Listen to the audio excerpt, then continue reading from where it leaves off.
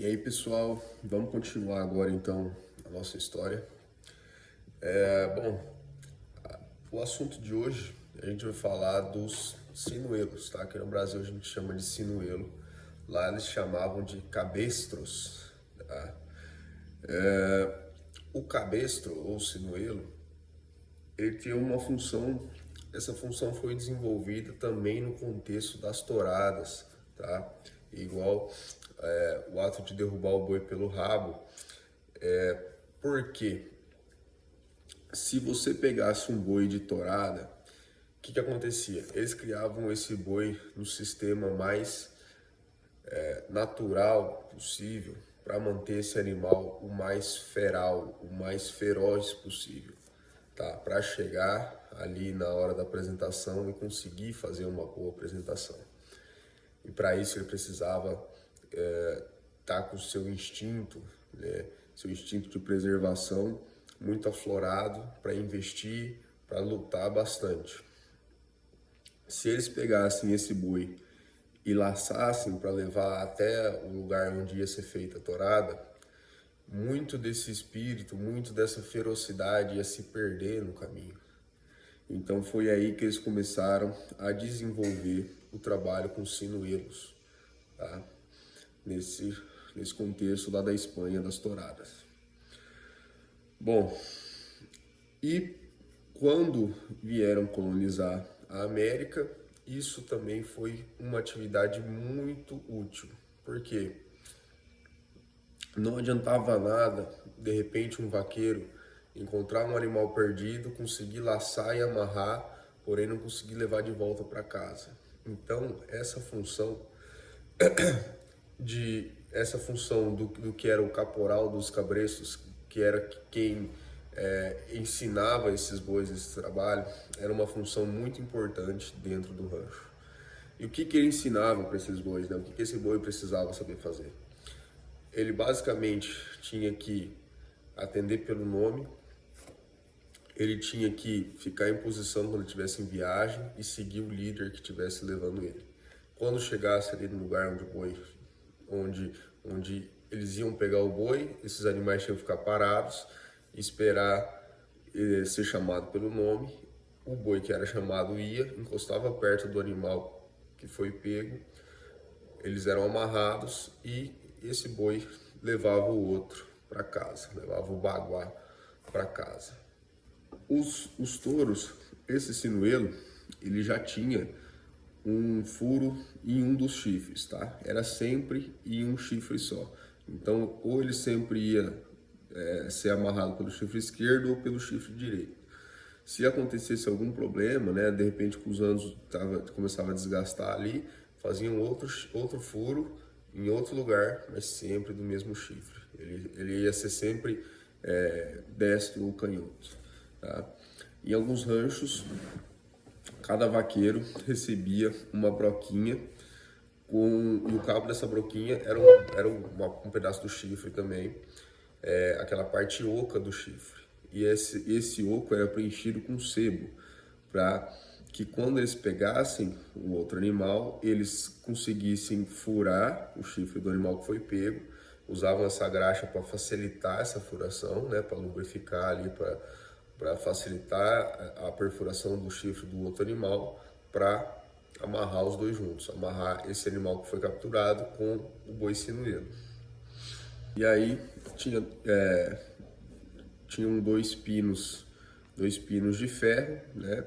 Um era colocado no chifre do sinuelo, o outro era no chifre do animal que foi capturado. Os dois eram amarrados e levados. O touro, um touro bem criado, era o animal mais difícil do sinuelo levar de volta para casa. Então o que eles faziam em alguns casos era passar a corda, deixar ela passada na mão dele, né? Passava pela mão, que prevenia ele de investir e machucar o sinuelo, tá?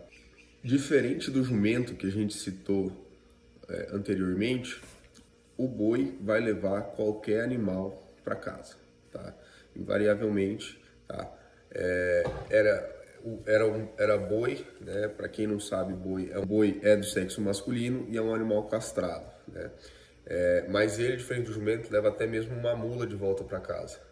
Porque o que acontece com o jumento? Como ele não tem tanto medo da mula, aquela mula não incomoda ele a ponto dele querer voltar para casa para se livrar daquilo. Agora, o boi não. O boi, qualquer animal, ele vai levar para casa. Se o animal que ele está puxando tenta desviar da rota, tenta entrar num arbusto, num matagal, ele para, espera o animal ir de novo na direção de casa e aí ele retoma o caminho. Esses sinuelos foram muito utilizados porque tinha muito gado selvagem quando houve um grande incêndio em 1888, o que deu uma limpada nas montanhas e aí conseguiram ver e eles ficaram assustados com quanto gado que tinha naquelas montanhas.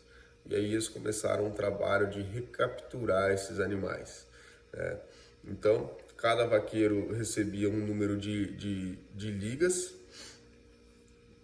que aqui a gente chama de maniador, né? Bom, pelo menos eu conheço como maniador, porém é uma liga bem mais curta, né? O maniador que usa aqui, se eu não me engano, são 8 braças. A deles tinha uma braça e meia, tá? Uma braça é a distância você do braço aberto de um dedo no outro, né? Você com o braço esticado. Então vai dar aí 1,70 m, 1,70 m, 80 m. Uma braça e meia vai dar 2 metros e alguma coisinha, né? Então, essas ligas eram usadas para amarrar o gado selvagem no sinuelo para levar eles de volta para o curral, para casa. Tá? O recorde de Terron foram 8 animais capturados no dia. E bom, como vocês já perceberam, o livro vai soltando, ele conta um fato mais histórico, de repente ele conta uma história, apresenta um personagem. E agora a gente vai conhecer Jim McFall e Tiburcio Vasquez. Lembrando, pessoal, que esse livro ele é embasado em história real, tá? E aqui eu dei uma pesquisadinha porque eu também queria entender melhor. E o que acontece? O que é esse Califórnio, né? O que é um Califórnio? Califórnio é a pessoa que tem origem hispânica, né? Porém que nasceu ali na Califórnia, que é território americano. Porque ali é perto, os Estados Unidos tinha uma colonização mais presente no leste, né? Ali onde é Nova York e tal. A parte da Califórnia, Texas ali, é fronteira com o México, né? Então tem muita influência hispânica. Então, o Califórnio era esse homem de origem hispânica, nascido em território americano. Com a corrida do ouro, né, quando descobriram o ouro ali, e o governo querendo, obviamente, cuidar do seu território, né, começaram a mandar, a peregrinar, né, a migrar do leste para o oeste. E aí houve esse conflito cultural entre esses homens que tinham origem hispânicas, que eram os califórnios, e os chamados, que eles chamavam de gringos, que eram os homens vindo do leste, né? Que eram homens de origem mais inglesa e tal. Então, e aí a gente entende por que tem esses personagens, que nem a gente viu o Murrieta. A gente entende que tem esse personagem que, por um lado, ele é um bandido, né? Por um lado, ele está cometendo crimes, e a gente vai entender isso aqui de um jeito até diferente. E, por outro lado, né, a população, os californianos ali apoiam, né? Defendem esses homens. Como que começa a história desse Jim McFall, que é o primeiro que a gente vai contar? Bom, o pai dele, o livro conta que ele era um tocador de gaita de fole, o que provavelmente, né, remete a uma origem escocesa. Tá? O pai dele se chamava Angus McFall, e ele morava ali nas colinas vermelhas de Sonora. E ele trocou o som dessa gaita de fole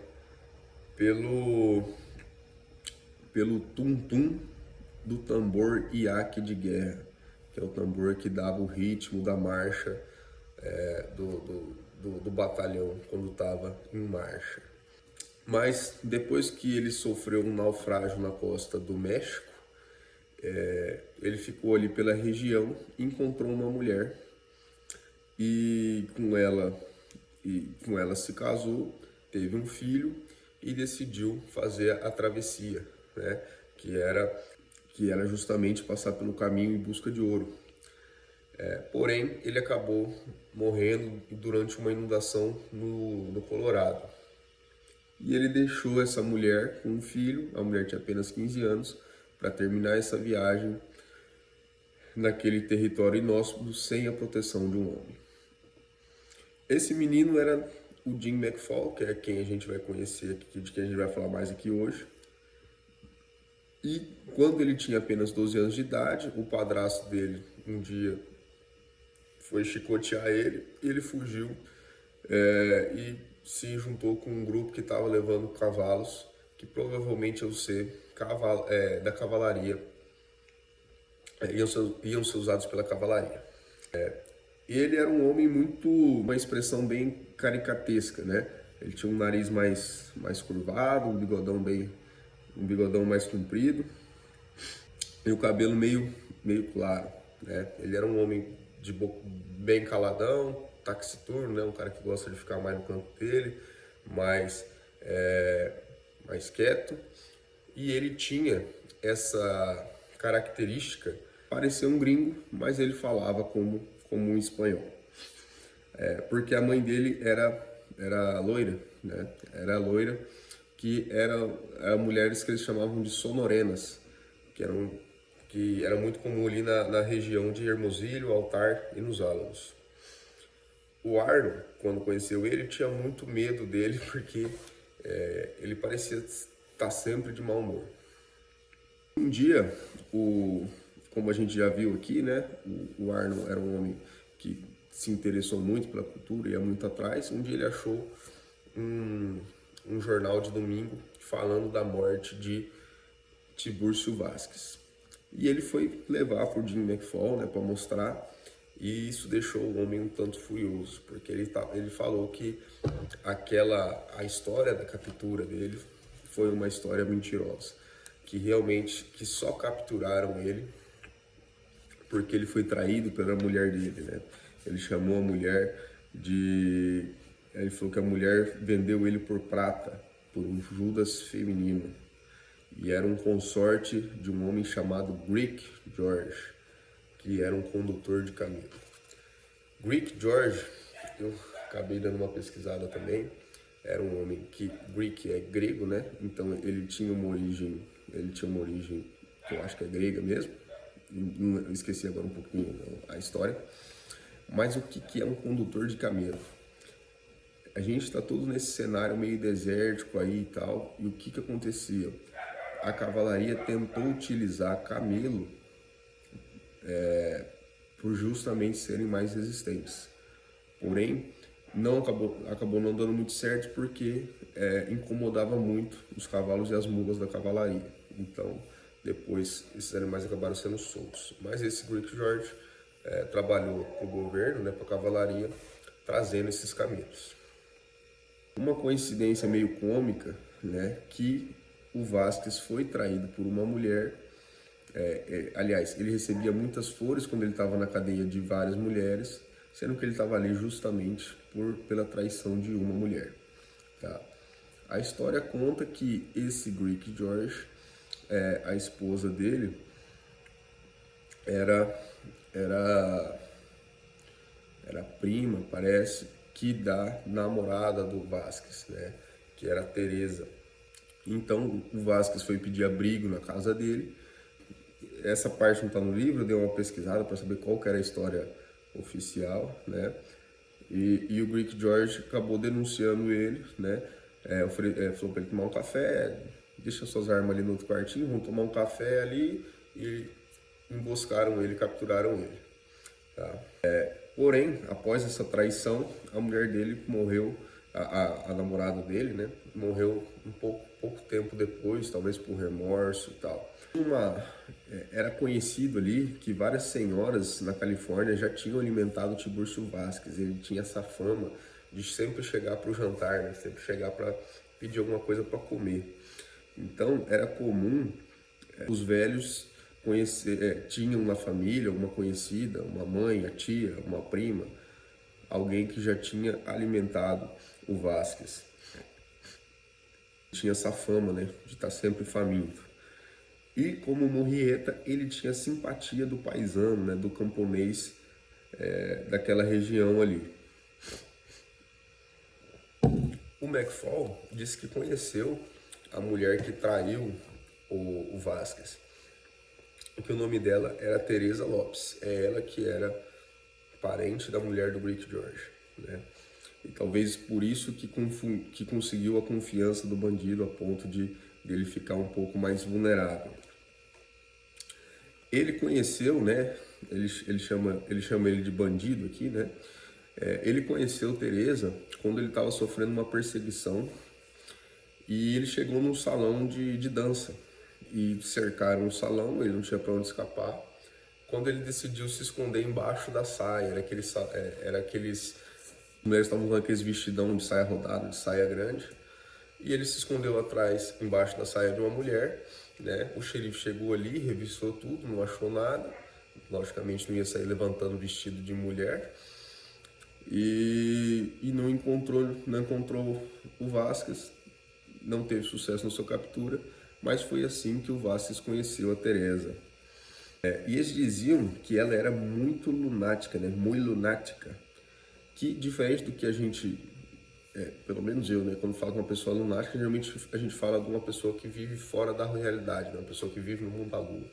Mas para eles, lunática era a mulher que sofria influência da lua, e a lua de novo, né? Então ela tinha, quando ela estava na fase ruim, né? Ela tinha acessos de loucura, né? Talvez por isso ela chegou ao ponto de chegar a trair o próprio amante, né? Eles diziam que os lunáticos eram bem comuns naqueles dias, né? Ela tinha até uma marca lunar na sua mandíbula, o que denunciava essa condição. Porém, Vasquez não temia nenhum homem, mulher ou superstição do demônio para chegar a se preocupar com isso.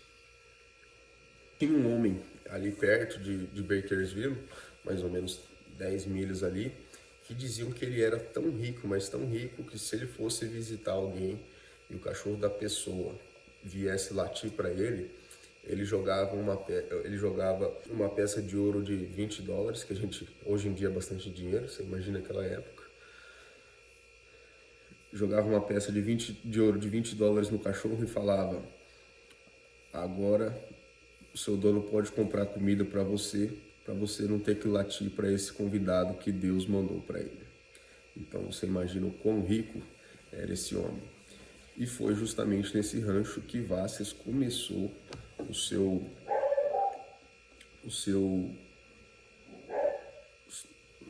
trabalho no mundo do crime. Porque foi ali que teve a última guerrilha na Califórnia que tentou vingar os californianos dos gringos. Pelo Jim ser muito calado, né, o Arnold não conseguiu muita coisa dele até ele morrer em 1916. Né? Ele conseguiu apenas alguns fatos e contos, mas um dos que ele mais gostava era de uma pepita de uma pepita de ouro de $50. Era mais interessante para ele, principalmente porque ele conhecia a mulher que ainda tinha esse objeto em mãos. Quando o Jim era um homem jovem, você podia deixar ouro, joia, essas coisas de valor, que ninguém se prestava ao... Assim, os bandidos não se interessavam por esse tipo de coisa. Apenas alguns... apenas ladrãozinho, só ladrãozinho se preocupava com esse tipo de furto. Os bandidos de verdade, os alvos deles eram gado e cavalo. Esses ladrãozinhos chamavam de rateiro, né? Porém, não era depreciativo você ser um ladrão de cavalo ou de gado. Na verdade, era até uma profissão meio honrável, desde que o dono não estivesse perto. Você ia ouvir muitas vezes um velho dizer que, dando um conselho para uma criança, que ele sempre foi um trabalhador, né? Sempre foi um trabalhador e nunca um bandido. Eu já posso até ter roubado o cavalo, mas isso não é uma desonra para quem vivia naqueles dias. Então, o Jim estava foragido ao sudeste da Califórnia e depois de uma fuga acalorada de alguns vaqueiros que estavam tentando reaver alguns dos seus cavalos, ele chegou à margem do rio São Gabriel e ficou ali tentando decidir se ele ia. Ele estava cercado, né? Então ele teve que decidir se ele ia esperar os vaqueiros chegarem e matar ele enforcado, ou se ele ia tentar atravessar o rio, que estava muito inundado, estava com muita correnteza, porque foi um dos anos que mais choveu na Califórnia. E foi nesse momento que apareceu um homem em um cavalo tordilho. E esse homem olhou pela inundação e disse: vamos. Então Jim decidiu tentar a travessia com esse homem que apareceu do nada. Porém, durante a travessia, um dos cavalos foi embora com a correnteza, e quando chegou do outro lado, o cavalo viu os dois homens que estavam sendo arrastados por uma corda pelo cavalo. Ele viu os homens vindo atrás pela corda, se assustou e saiu correndo. Então eles ficaram a pé, mas andaram só um pouquinho e encontraram o cavalo comendo em um ranchito. O cavalo estava ainda com uma corda arrastando da sela.